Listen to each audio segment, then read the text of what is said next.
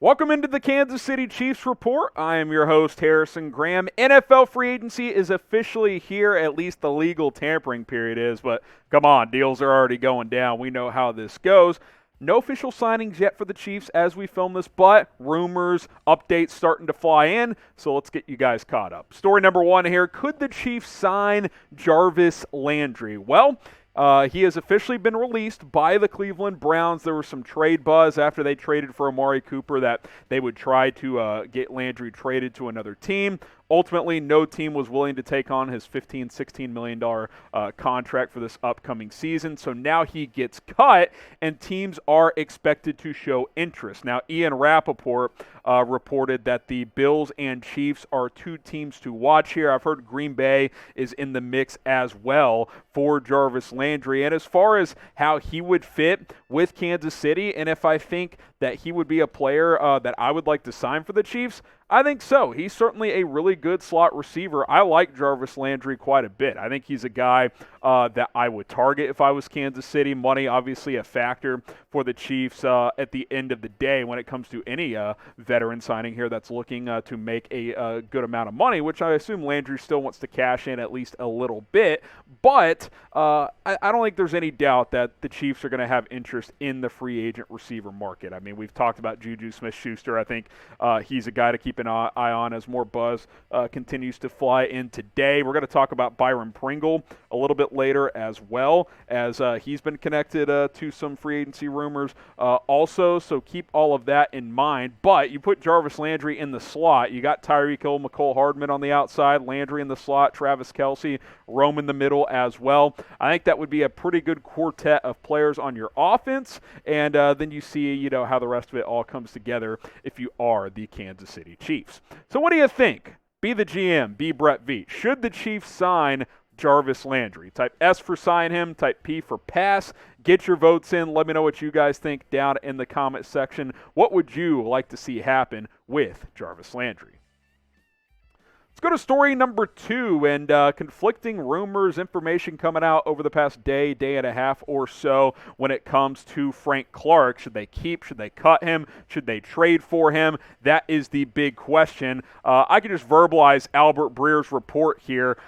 He reports that the Chiefs are working on a restructure, which would mean he would stay in Kansas City if that were to happen, which that's interesting because prior reports have suggested that he is unlikely to stay in Kansas City. I think Brett Veach has tried to generate a trade market for him to move on from him in his contract, but maybe with that not coming into place and with the edge market being somewhat thin after Emmanuel Ogbah signed with Miami, we'll get to that later, maybe just restructuring Clark and keeping him is the way that they're going to go here. I'd actually be surprised if he's back, if that's the route that Kansas City goes, because I did not see that coming. I thought he would get cut, and maybe he still does. We'll see what officially breaks comes down the pipe here. But if he returns, then he needs to produce because his sack totals have gone from 8 to 6 to 4.5 in each of the past 3 seasons. So that's kind of the latest on Clark. Albert Breer says a restructuring could be in the works, so we'll have to wait and see what happens there. What do you guys think will happen with Frank Clark? Type C for he'll get cut. Type T for he'll get traded. Don't think that's going to happen. Type K for keep. Sounds like keeping him might be the front runner now as information continues to unfold on day one of NFL free agency.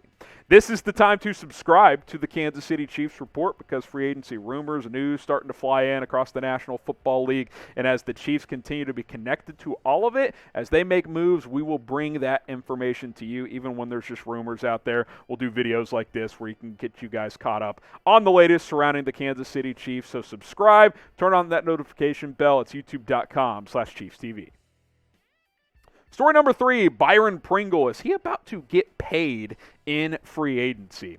It sounds like it's a possibility. A report dropping earlier today that Pringle is, quote, expected to have a, quote, strong market in free agency, which I'm actually not super surprised. He's gotten better each and every year. He's still young at 28 years old. And the wide receiver market is starting to dry up. You think about the guys who have already, been cleared off the market. Devontae Adams, tag. Chris Godwin, tag. Michael Gallup's back in Dallas. Mike Williams back with the Chargers. Amari Cooper is off to Cleveland. I mean, a lot of guys are no longer available, so you get to that second, third tier grouping of guys. Byron Pringle is right in there. Now, sure, he's not going to get DJ Chark or Christian Kirk type of money, but he could get $7 or $8 million per year. I would not be surprised by that. I expect the Chiefs to still have interest in Pringle, but if I'm him, I'm taking the best offer because Byron Pringle has not made much money in the NFL. Remember, this was a kind of a late bloomer in the NFL. He was an exclusive rights free agent a couple of years ago. He has not made much money at all. So if I'm him, I'm cashing out. Like, whoever has the best offer, you got to take that contract because this is the opportunity for him to cash in and make life-altering money. And, that may not come from Kansas City. And if that's the case, that's okay. I expect him to take the biggest offer. We'll see if the Chiefs are that team. Will Byron Pringle return to Kansas City? Type Y for yes, type in for no. Let me know what you guys think down in the comments. If I had to guess, probably not, because I think he would have to take a discount to stay. And again, he owes the Chiefs a lot, but he's got to take the money where it comes. All right, number 4, a potential Chiefs target has re-signed with the Dolphins, that, of course, being defensive end Emmanuel Ogbah, who spent 2019 with Kansas City. 4 years, $65 million, so, hey, good for him. He got the bag. That's a really good contract for Emmanuel Ogbah. Now, this kind of ties back into Frank Clark. Maybe the Chiefs looked at him, Ogbah, as a potential replacement, but now, maybe they're circling back to restructure Frank Clark and decide to keep him for the upcoming season. I would have liked Ogbah in Kansas City. I don't know if they would have given him $16 million per year, which is what he got, so maybe that just played itself out. He played himself out of the open market. But to be clear, defensive line is a focus for Kansas City. Brett Veach has talked about it. You got to get better, more consistent pressure, especially off the edge. I think Chris Jones will continue to produce, but Melvin Ingram's a free agent. We'll see what the final determination is on Frank Clark. But even if you bring him back, you still need more guys. Like, whether it's in the draft or free agency, you've got to get some help at that pass rusher position. So I would continue to monitor this moving forward. But Emmanuel Ogbah no longer in the mix. And now the Chiefs will have to shift in other areas. Maybe the first decision is to restructure and keep Frank Clark. Appreciate you guys for tuning in to today's Chiefs Report. More news and rumors to break down for you guys on YouTube. Also, follow me on Twitter for more Chiefs updates at HGramNFL. I will keep you guys in the loop with everything surrounding NFL free agency and around the Chiefs. Give me a follow there, and we'll see you soon, probably later today, here on the channel.